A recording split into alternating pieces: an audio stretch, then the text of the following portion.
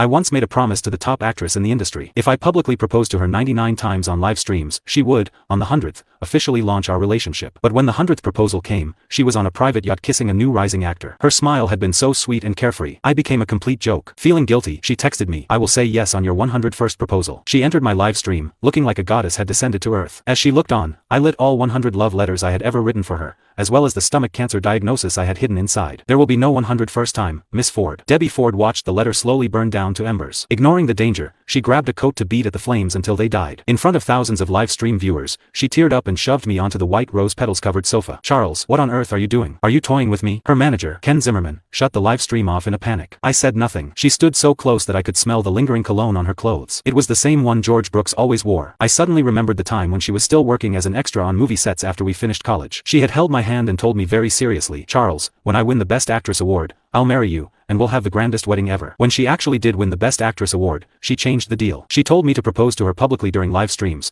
and only after I had proposed to her 100 times would she give up her glamorous image and announce our relationship. Every time I acted like a fool online for her sake, she was always somewhere else. She would appear at luxury hotels around the world with all sorts of pretty boys or spend nights on yachts. She even ran off to get married and then divorced immediately in Ghana, just to experience the local marriage culture. Something I longed for seemed to be so easily attainable by others. The thought pulled a bitter smile across my face. "Debbie, there will not be a 101st proposal. I'm tired. We're done." She stared at me for 2 seconds in stunned silence. Then, she laughed in apparent realization. "So, because I didn't show up for your 100th proposal, you just burned all the love letters in spite? You embarrassed me in front of so many people. As my fiancé, did you ever think about how I would feel?" I could not understand. Was that not the freedom she had always wanted? Why did she not seem the slightest bit relieved? If she had spoken to me like that in the past, I would have humbled myself and begged her for forgiveness. But my heart had long shattered beyond repair. All I felt was numbness, and I said nothing. More importantly, I did not want to waste whatever time I had left on her. The 100th proposal has ended. So have we. Debbie's expression seemed to relax when she heard me say those words. She seemed to believe I couldn't bear to leave her. "Don't be dramatic, Charles. We've been together for 7 years, and you think you can just walk away like that? Don't worry. When you propose for the 101st time, I'll say yes. You'll get to salvage your dignity."